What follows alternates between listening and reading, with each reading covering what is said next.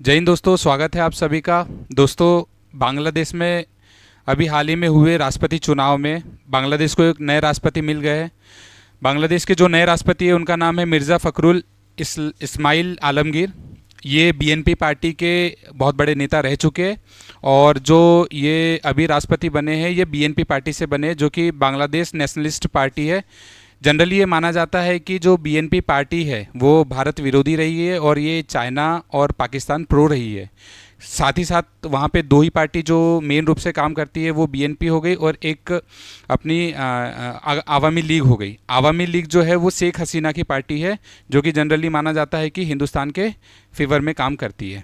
चलिए आइए हम बांग्लादेश की स्थिति पहले जान लेते हैं कि मैप में किस तरीके से ये जो हमारा वर्ल्ड मैप है इसमें जो भूमध्य रेखा है इक्वेटर, उसके जस्ट ऊपर में जो एशियन महाद्वीप है उसमें भारत के जस्ट बगल में बांग्लादेश है।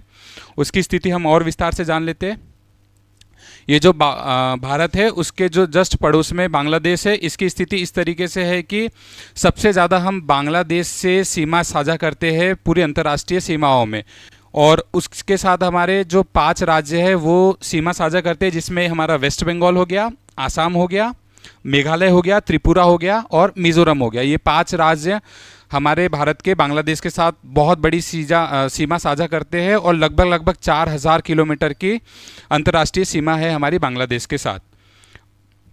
दोस्तों, हम जनरली अब बात कर लेते हैं कि वहाँ पे राष्ट्रपति चुनाव इस बार का क्यों इतना इम्पोर्टेंट था और किस तरीके से इस बार का राष्ट्रपति चुनाव हुआ है। वहाँ पर लगभग 35 साल बाद वहाँ पर राष्ट्रपति के चुनाव हुए हैं। तो क्या वहाँ पे राष्ट्रपति नहीं थे या क्या वहाँ पे राष्ट्रपति के चुनाव नहीं होते थे? देखिए, ऐसा नहीं है। वहाँ पे राष्ट्रपति भी थे और वहाँ राष्ट्रपति के चुनाव भी होते थे, पर दरअसल वहाँ पे जो राष्ट्रपति के चुनाव की जो प्रक्रिया है वो बहुत ही सरल और बहुत ही आसान है। वहाँ के जितने भी सांसद होते वो डायरेक्ट अप्रत्यक्ष रूप से राष्ट्रपति को जो वोट देते हैं और जिस भी कैंडिडेट को सबसे ज़्यादा वोट मिलते हैं वो राष्ट्रपति के पद पे पहुंच जाता है। तो अभी पिछले 35 साल से ऐसा होता था कि जो रूलिंग पार्टी है उसी के पास बहुमत होता था, तो वो बहुमत के आधार पे ही सर्वसम्मति से राष्ट्रपति को चुनाव कर लेते थे, तो वहाँ पे चुनाव की ज़रूरत नहीं पड़ी थी। लेकिन हाल ही में 2024 के जो जनजी आंदोलन हुए थे और जितना बहुत बड़ा प्रोटेस्ट हुआ था और इसी के तहत आवामी लीग के नेताओं को जेल में डाला गया था और इसी के तहत जो आवामी लीग की जो राष्ट्रीय अध्यक्ष थी शेख हसीना, उसे बांग्लादेश छोड़ के भारत में शरण लेनी पड़ी थी। इस आंदोलन के कारण वहाँ पे एक पार्टी का जो बीएनपी पार्टी है उसका अस्तित्व ऊपर उठ के आया था और जो फिर 2025 में जो चुनाव हुए थे, जो नॉर्मल जो चुनाव हुए थे प्रधानमंत्री के, वो उस प्रधानमंत्री के चुनाव में बीएनपी पार्टी ने पूर्ण बहुमत से वहाँ पे सत्ता रूलिंग पार्टी बनी। और इसी के बाद में जो अभी राष्ट्रपति चुनाव हुआ इसमें इलेक्शन की ज़रूरत इसीलिए पड़ी क्योंकि जो विपक्ष था, जो आवामी लीग के साथ गठबंधन में विपक्ष था, उसने अपना कैंडिडेट उतारा। हालांकि उन्हें पहले से मालूम था कि वो इस चुनाव को हारने वाले, क्योंकि लगभग 81 ही सांसद उनके फेवर में थे, लेकिन उसके बावजूद उन्होंने एक चुनाव में उतरने का निर्णय लिया और इसी तरीके से वो भी चुनाव में उतरे। और जो बीएनपी पार्टी के जो कैंडिडेट थे हमारे ये मिर्ज़ा फ़खरुल इस्लाम आलमगीर, इनको लगभग 145 वोट मिले हैं और इसी के साथ वो वहाँ के नए राष्ट्रपति बन चुके हैं। वहाँ पे जनरली जो मैंने आपको बताया जैसे पहले कि बीएनपी पार्टी और आवामी लीग पार्टी, ये दो ही पार्टी जनरली वहाँ पे सत्ता में रही है। और वहाँ पे जो 2024 में जो आंदोलन हुआ था उसके पीछे का रीज़न सबसे बड़ा यही था कि पिछले 15 साल से आवामी लीग की ही सत्ता में थी और वहाँ पे एक नियम था कि जब भी चुनाव होने वाले रहेंगे तो वहाँ पर एक केयर टेकर सरकार लगभग चुनाव तक में काम करेगी। इससे निष्पक्ष तरीके से चुनाव होने की संभावना होती है।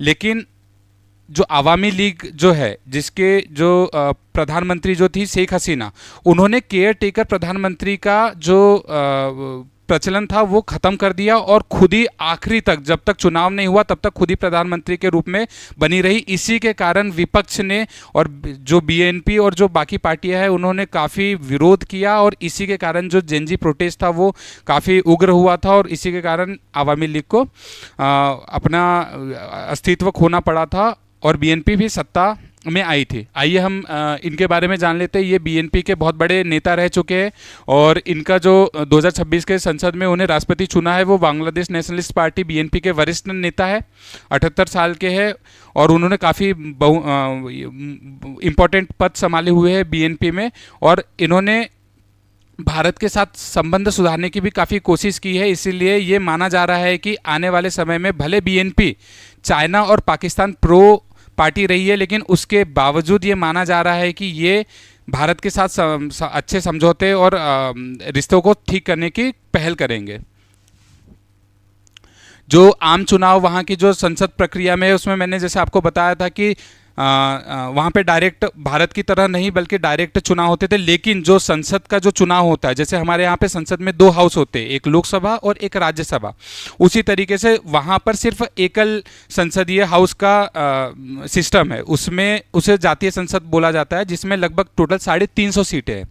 उन 350 सीटों में 300 सीटों पर प्रत्यक्ष रूप से चुनाव होता है। वो 300 सीटों में सांसद डायरेक्ट चुन के आते हैं जनता के द्वारा, और जो 50 सीटें हैं वो महिलाओं के लिए रिजर्व होती है और वो अप्रत्यक्ष रूप से चुनी जाती है उन 300 सांसदों के द्वारा जो प्रत्यक्ष रूप से चुन के आए थे। मैं इसे आसान भाषा में समझा देता हूं। जैसे 300 सांसदों को 50 अप्रत्यक्ष रूप से महिलाओं के लिए सीट चुननी है, तो 300 में से हर 6 जो सांसद रहेगा वो एक सीट चुनेगा। इसी तरीके से टोटल 300 फिर 50 सीटों को भरेंगे।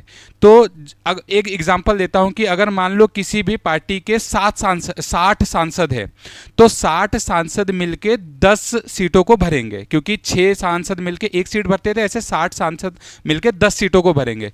तो इसी तरीके से कहा जाता है कि जो भी पार्टी बहुमत में या ज़्यादा सांसदों के साथ ऊपर उठती है, उन्हीं के जो 50 बची हुई अप्रत्यक्ष महिला रिजर्व सीट होती है उनमें भी उन्हीं का जो रेशियो है वो बढ़ता है और इसी तरीके से सत्ता में आया जाता है। तो 350 में 175 प्लस 1 सीट चाहिए उनको सत्ता में आने के लिए, और जो भी पार्टी सत्ता में आएगी उनका डायरेक्ट अप्रत्यक्ष रूप से सिंगल तरीके से राष्ट्रपति का चुनाव होता है। हमारे भारत में प्रोपोर्शनेट तरीके से चुनाव होता है, जिसमें सांसद, विधायक और ये लोग मिलके चुनाव में हिस्सा लेते हैं और अपनी प्रायोरिटी प्रेफरेंस देते हैं कि पहले नंबर पे वो किसको चुनाव दे रहे हैं, सेकंड नंबर पे किसको प्रेफरेंस दे रहे हैं, थर्ड नंबर पे किसको, और फिर ये वोट शिफ्ट होते हैं। भारत में इस तरीके से होता है, लेकिन जो बांग्लादेश है उसमें डायरेक्ट चुनाव होते हैं और इसी तरीके से हमेशा ये रूलिंग पार्टी ही आती थी और अभी भी रूलिंग ही पार्टी आई है। लेकिन लगभग 35 साल बाद वहाँ पे चुनाव हुए हैं, जो दिखाता है कि वहाँ पे भी जनता में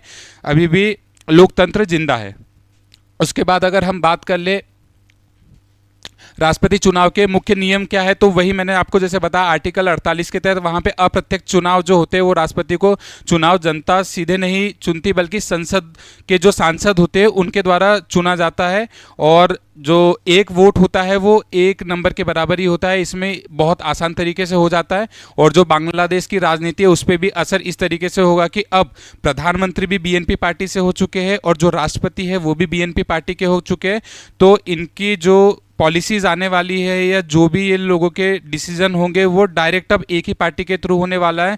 तो वहाँ पे आंदोलन और वहाँ पे जितने भी चीज़ें होगी वो बीएनपी पार्टी के खिलाफ ही होने वाली है और बीएनपी पार्टी ही अब मुख्य पार्टी की तरह बांग्लादेश को लीड करने वाली है। अब देखते हैं इसका भारत के साथ क्या रिश्ता होने वाला है, लेकिन ये माना भी जा रहा है कि भारत के साथ रिश्ते सुधारने की पहल तो होगी ही होगी, लेकिन साथ ही साथ ये भी माना जा रहा है कि ये पार्टी पाकिस्तान और चाइना प्रो रही है, तो इसके ज़्यादा रिश्ते सुधरने की संभावना पाकिस्तान और चाइना के साथ है।